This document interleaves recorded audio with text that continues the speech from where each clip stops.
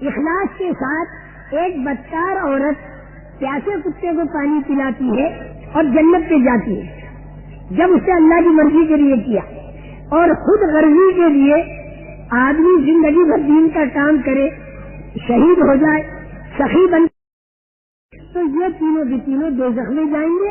اور اللہ کی مرضی کے لیے اگر ایک بگڑی ہوئی عورت پیاسے کتے کو پانی پلائے تو اللہ کی رضامندی سے اسے اللہ کا تعلق ملا، ہو سکتا ہے پچھلی زندگی سے توبہ کر بھی ہو، لیکن جنت میں جانا اس کا اللہ کے سچے نبی صلی اللہ علیہ وسلم نے اس کی خبر دی۔ بسم اللہ الرحمن الرحیم۔ السلام علیکم ورحمۃ اللہ وبرکاتہ۔ زیر سماعت آنے والے اقوال زریں اور ملفوظات حضرت مولانا محمد عمر پالنپوری صاحب رحمۃ اللہ علیہ کے بیان سے منتخب شدہ ہیں۔ بیان کو زیر سماعت لانے سے قبل آپ تمام احباب سے خصوصی درخواست ہے کہ اس بیان کو پوری امت تک پہنچانے میں ہمارے ساتھ معاونت فرمائیں، ساتھ ہی اپنی دعاؤں میں پوری امت کو ضرور یاد رکھیں۔ جزاکم اللہ احسن الجزا۔ ایمان کے اندر پہلی بات جو ہے وہ یہ ساری ذاتوں سے یقین نکل کر اللہ کی ذات پر یقین آ جائے۔ کیسے ہوگا؟ دعوت اور قربانی کی فضا میں آمنت باللہ و ملائکتہ، فرشتوں پر میں ایمان لایا۔ فرشتوں پر ایمان لانے کے معنی یہ ہے کہ جتنا ظاہری نظام دنیا کا ہے، ملک کا، مال کا، گھروں کا، کاروبار کا، اعتماد کا، یہ جتنا ظاہری نظام ہے اس سے یقین ہمارا ہٹے، اور اللہ کا جو چھپا ہوا نظام ہے فرشتوں والا غیبی، اس پر ہمارا یقین آئے۔ ظاہری نظام آدمی کے ہاتھ میں کتنا ہی بڑا ہو، لیکن خدا کا غیبی نظام فرشتوں والا اگر خلاف ہوا تو اسی ظاہری نظام میں زندگی گزر جائے گی۔ اور ظاہری نظام چاہے ہاتھ میں کم ہو، لیکن فرشتوں والا غیبی نظام اگر حمایت میں ہے تو زندگی بن جائے گی۔ نمرود، فرعون، قارون، حامان، ان کے پاس ظاہری نظام تو تھا لیکن خدا کا غیبی نظام ان کے خلاف تھا، تو انجام میں نتیجہ ان کا برا نکلا۔ اور حضرت لوط علیہ السلام، ابراہیم علیہ السلام، دیگر انبیاء ان کے ماننے والے، ان کے پاس عام طور سے ظاہری نظام تو بہت کم تھا لیکن خدا کا غیبی نظام حمایت میں آ گیا تو ان کی زندگی بن گئی۔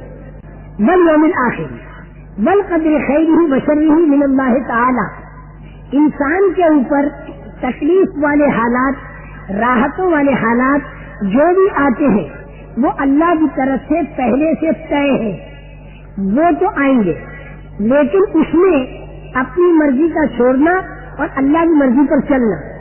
جو حال تکلیف والا یا راحت والا آیا وہ تو ختم ہوگا، لیکن اس حال کے اندر جو اچھا یا برا عمل کیا وہ باقی رہے گا، اور اس کا اثر عالم پر بھی پڑے گا، قبر میں، حشر میں، جنت و جہنم میں پڑے گا۔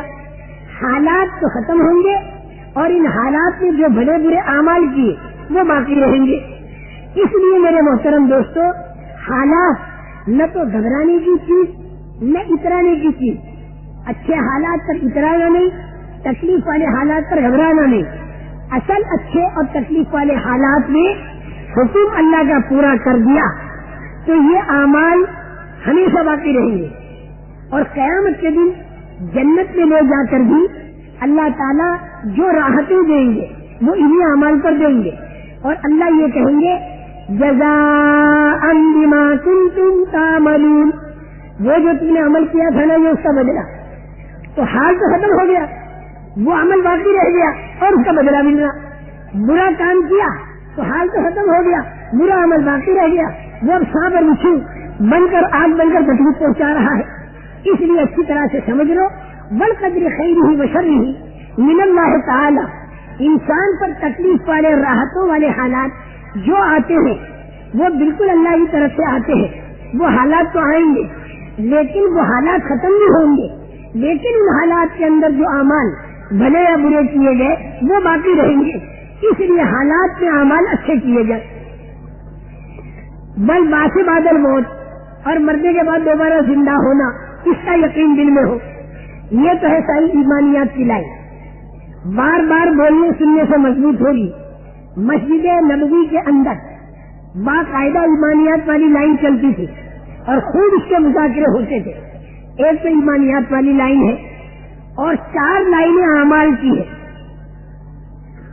ایک تو عبادات، دوسرے اخلاقیات، تیسرے معاملات معاشرت اور چوتھے معاملات. یہ 4 لائنیں اور ہیں. عبادات، اخلاقیات، معاشرت اور معاملات، یہ 4 لائنیں اعمال کی ہیں.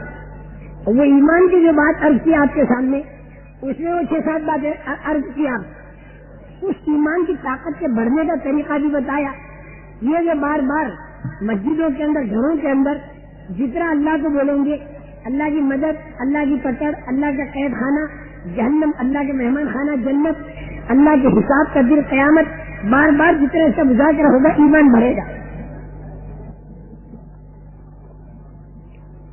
دوسری لائن عبادات کی ہے. عبادات کے اندر ایک تو نماز ہے 5 وقتہ، دوسرے زکوٰۃ ہے مالداروں پر، اور روزہ ہے ہر مالدار غریب پر رمضان میں، اور حج ہے مالداروں پر زندگی میں 1 مرتبہ فرض. یہ 4 عبادتیں ہیں.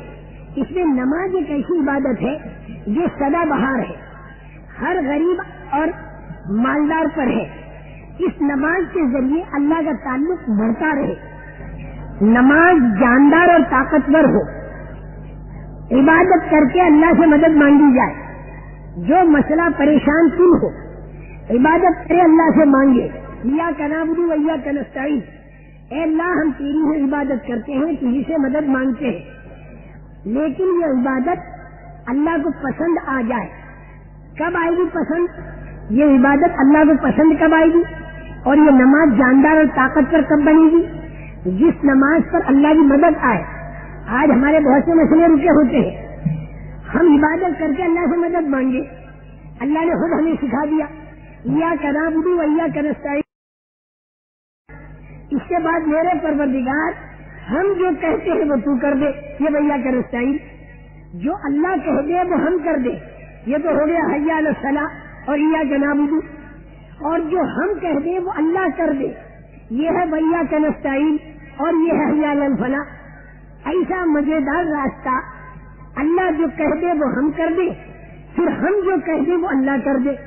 لیکن ایک شرط کے ساتھ، ہم جو کہہ دیں وہ اللہ کرے گا جبکہ مصلحت کے مناسب ہو.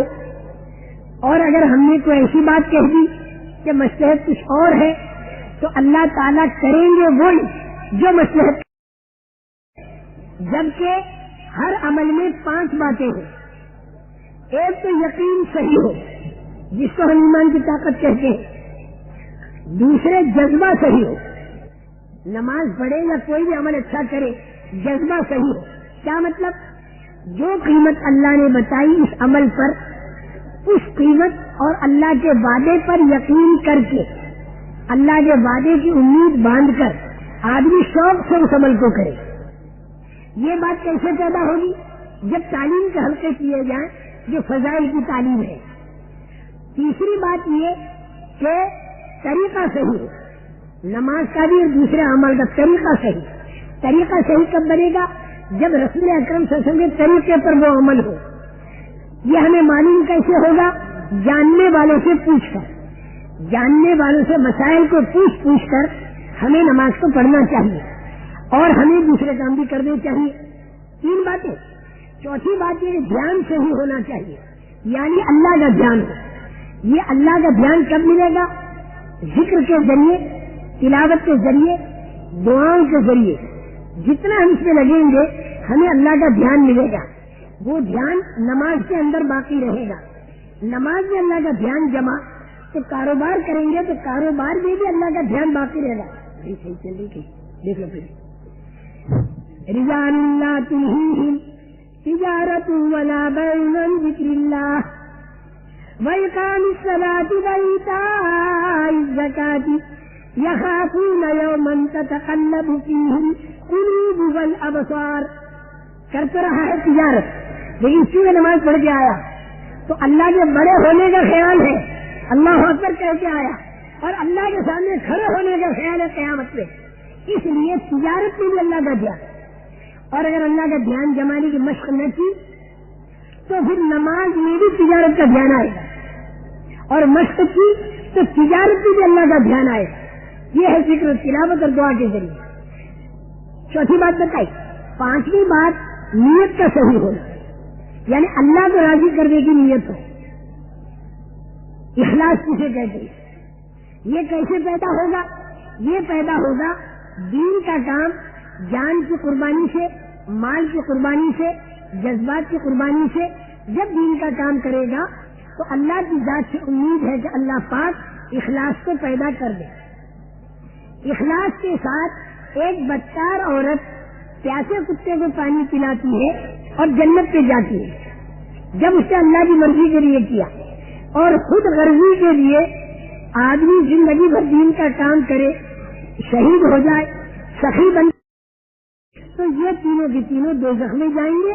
اور اللہ کی مرضی کے لیے اگر ایک بگڑی ہوئی عورت پیاسے کتے کو پانی پلائے تو اللہ کی رضامندی سے اسے اللہ کا تعلق ملا. ہو سکتا ہے پچھلی زندگی سے توبہ کر بھی ہو، لیکن جنت پہ جانا اس کا اللہ کے سچے نبی صلی اللہ علیہ وسلم نے اس کی خبر دی.